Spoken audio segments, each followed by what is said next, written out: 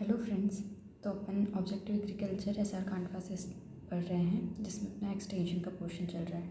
126 question क्या कहता है देखते हैं। Which one of the following is not a example of still pictures. Still pictures का एग्जाम्पल इनमें से कौन सा नहीं है। ठीक है, ड्रॉ करके स्टिल हो जाता है वो। पेंटिंग, ये भी वही है।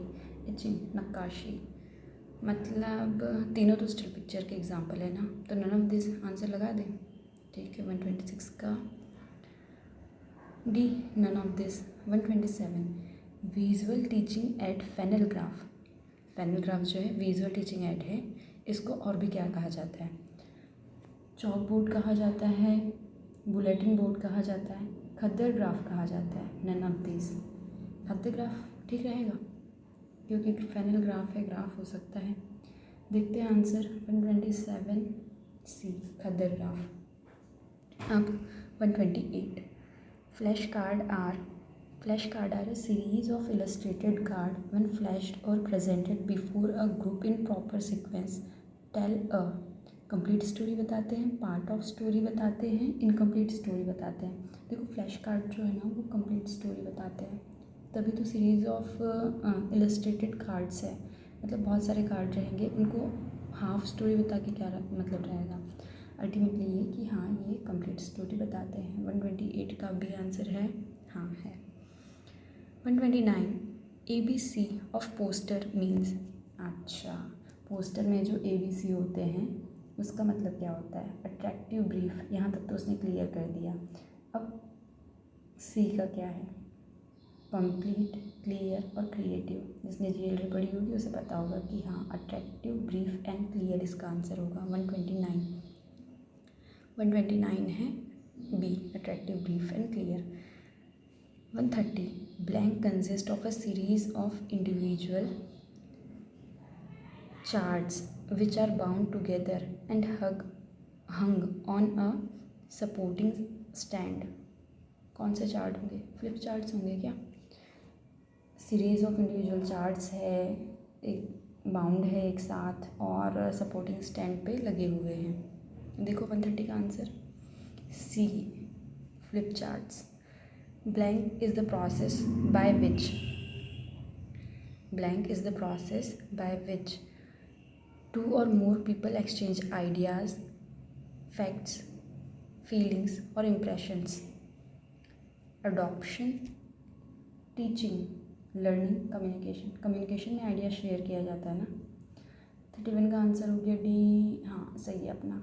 The communication process in rural development is written by. Rural development में कम्युनिकेशन प्रोसेस किसने लिखी है? लीगन्स ने लिखी है। देख लो आंसर 132 का लीगन्स है। बाकी बेल्लो नहीं, बेल्लो ट्रेडिंग एंड विजिट सिस्टम दिया था, अपन ने वी का बी से याद किया था, है ना। अब अपन देखते हैं कि लीगन्स 133 लीगन्स मॉडल ऑफ कम्युनिकेशन प्रोसेस। लीगन्स ने कम्युनिकेशन प्रोसेस का कौन सा मॉडल दिया था? तो इसमें कितने 4-5 मॉडल थे ना टोटल, जितने भी दिए थे कम्युनिकेशन के। तो अभी देख लेते हैं अपन लीगन्स ने कौन सा दिया था। किसी को याद हो तो इसमें से चूज़ कर ले, बाकी एक बार देख लेते हैं। Communication message, channel, treatment, audience response, okay. Sender, encoding, channel, decoding, receiver, ये तो फर्स्ट वाला था। Communication source, encoder, message, channel, decoder. नहीं, नन ऑफ दिस। चलो ये आंसर लग रहा है, देखते हैं क्या है। 133 का है ए, ओके। मतलब कौन सा दिया था हमने? Communication message, channel, treatment, audience and audience response. उसके कम्युनिकेशन मॉडल में 6 कंपोनेंट्स थे। अब 34 पे आते हैं। Blank is a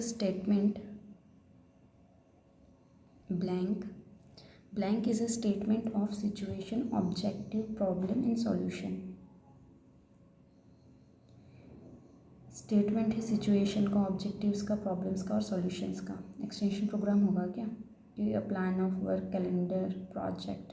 extension programme होना चाहिए। इसमें सिचुएशन देखी जाती है, ऑब्जेक्टिव्स होते हैं, प्रॉब्लम्स होते हैं, सॉल्यूशंस होते हैं। 134 का बी सही है।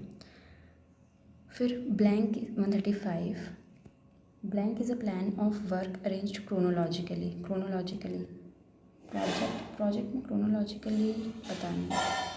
कैलेंडर ऑफ वर्क, ठीक है देखते हैं, ये हो सकता है क्योंकि कैलेंडर में क्रोनोलॉजी एक के बाद दो आती है ना तारीख अपनी, तो देख सकते हैं। प्लान ऑफ वर्क और प्रोग्राम प्लानिंग 135 का आंसर क्या होगा अपना? बी आंसर है, मतलब calendar of work. 136 a sound extension programme building based on. Sound extension programme किस पे बेस्ड है? Analysis of the fact and situation पता कर रहे हैं अपन। फिर select problem based on need के बेस पे प्रॉब्लम सिलेक्ट कर रहे हैं। Okay, determine objective and solution, objective भी पता करते हैं और सॉल्यूशंस भी देखते हैं, मतलब ऑल ऑफ दिस आएगा ना इसका आंसर। ठीक है, एक अच्छा एक्सटेंशन प्रोग्राम में ये सभी चीज़ें होनी चाहिए। 136 का हो गया D. 137 blank are the expression of ends toward which our efforts are directed. Blanks are the expression of ends, okay, toward which अपने एफर्ट होते हैं, किसके? Goal, objective, communication, none of this. 137 B goals के objective are expressions of the ends toward which our efforts are directed. चलो next page देखते हैं अपना। 138 blank is defined as distance in every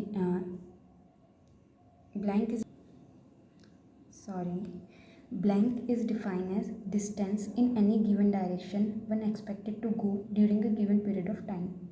इसे अपन डिफाइन कर सकते हैं कि गैप है, गैप नहीं है, ये डिस्टेंस है किसी भी गिवन डायरेक्शन में when expected to go, वो कहीं जाना चाहता है, गोल की टुवर्ड जाना चाहते हैं ना।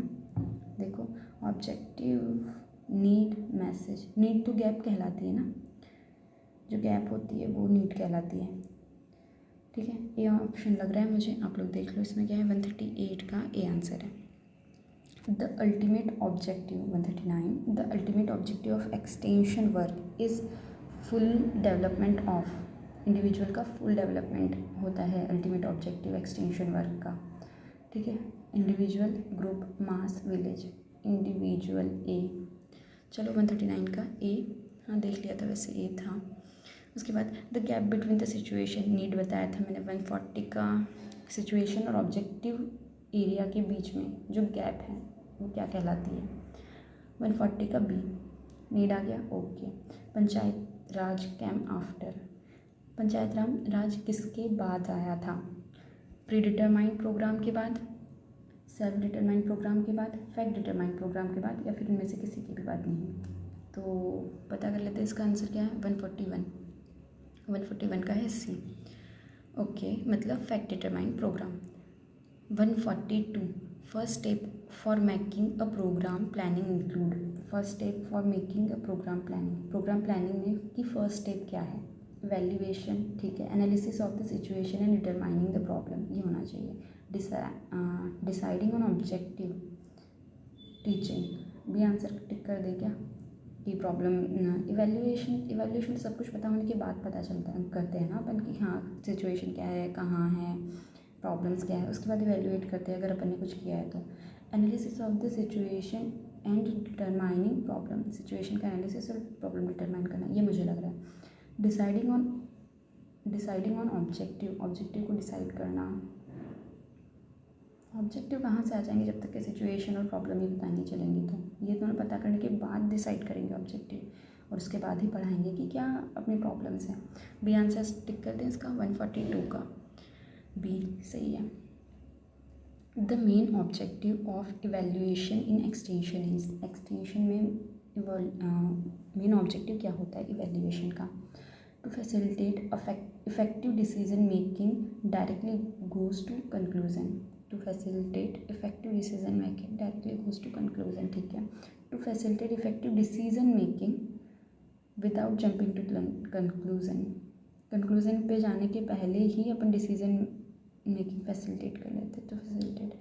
To see weak point in programme, to facilitate effective decision after meeting directly goes to conclusion. 143 का है अपना बी, कंक्लूजन पे जाने के पहले ही अपन इफेक्टिव डिसीजन ले लेते हैं। ओके 144 का 4 देखते हैं। In good administration the offices of a blank are arranged in a pyramid authority and responsibility. एक अच्छे प्रशासन में किसका office pyramid of authority and responsibility के पे अरेंज रहता है। ऑटोक्रेटी, मोनार्की, डेमोक्रेसी। मोनार्की अपना हो गया साम्राज्यिक राज्य में। डेमोक्रेसी मतलब अपना हो गया लोकतंत्र। ब्यूरोक्रेटी वो नौकरशाह वो वाला जो होता है ना वो। ऑटोक्रेटी ब्यूरोक्रेटी होना चाहिए क्या, क्योंकि हायर वो चलता है ना इसमें। देखो आंसर 144 का 144 का है सी, मतलब bureaucracy. Okay bureaucracy. Farm demonstration work begins in blank in USA by doctor Seaman. Doctor Seaman ने यूएसए में फार्म डिमॉन्स्ट्रेशन वर्क कब से शुरू किया था। 145 का अपन आंसर देख लेते हैं। 145 का है ए, ठीक है, मतलब कि 1903 में उन्होंने स्टार्ट कर दिया था farm demonstration. Extension work in Japan was first started by. Japan में एक्सटेंशन वर्क कब स्टार्ट हुआ था। स्टार्टेड बाय किसने स्टार्ट किया था। गवर्नमेंट ऑर्गेनाइजेशन से, फार्मर्स ऑर्गेनाइजेशन ने, लेबर ऑर्गेनाइजेशन ने, या फिर बिजनेस ऑर्गेनाइजेशन ने। अपने को पता है क्या, फार्मर ऑर्गेनाइजेशन हो सकता है या तो गवर्नमेंट ऑर्गेनाइजेशन हो सकता है, दो में कन्फ्यूज़न है। अपन देख लेते हैं क्या आंसर होना चाहिए। 146 का 146 का बी, मतलब फार्मर्स ऑर्गेनाइजेशन ने ये देखा था कि इन्हें स्टार्ट किया था एक्सटेंशन वर्क जापान में। Which of the following is not correctly match. Department of revenue agriculture and commerce, ये 1871 में ही आया था। ये याद रखना ज़रूरी है कि कौन कहाँ, मतलब ये एक्सटेंशन है ना, इसमें ईयर्स ही ज़्यादा पूछे जाते हैं। माना सारा कॉन्सेप्ट थ्योरी वो सभी पूछा जाता है, लेकिन ईयर्स भी इक्वली इंपॉर्टेंट होते हैं। फेमाइन कमीशन 1880 में आया था। फेमाइन कमीशन 1901 में भी आया था, मतलब इसका आंसर है नन ऑफ दीज, इसमें से कोई भी ऐसा नहीं है। Which of the following is not correct, मतलब ये सब सही है तो नॉट करेक्ट में नन ऑफ दीज आ जाएगा। 147 देखो डी आंसर है। 148 रॉयल कमीशन की रिपोर्ट कब आई थी। रॉयल कमीशन की रिपोर्ट कब आई थी, 1928 में आई थी ना। 1929 में तुरंत रिपोर्ट आई थी और तुरंत अपना ये ICR बन गया था। ये सी आंसर होना चाहिए, 148 का सी है, ठीक है। ग्रो मोर फूड कैंपेन ये कब स्टार्ट हुआ था। अपने को अपन जब से आज़ाद हुए थे तब से स्टार्ट हुआ था, ये याद रख लेना कि जब से आज़ाद हुए थे तब से अपन ने आज़ादी के बाद ये सोचा था कि नहीं अपना खाना हम खुद ही उगाएंगे और खुद ही खाएंगे। खाने का नहीं है, खाना सबको दे सकते हैं लेकिन उगाना खुद को था, ठीक है। तो 1947 भी आंसर है। 190 का 149 ओके।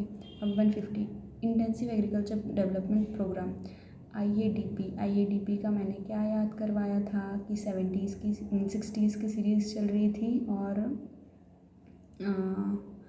ये डी का बन रहा था 0, मतलब 1960 आंसर होगा। 1960 बी आंसर होगा।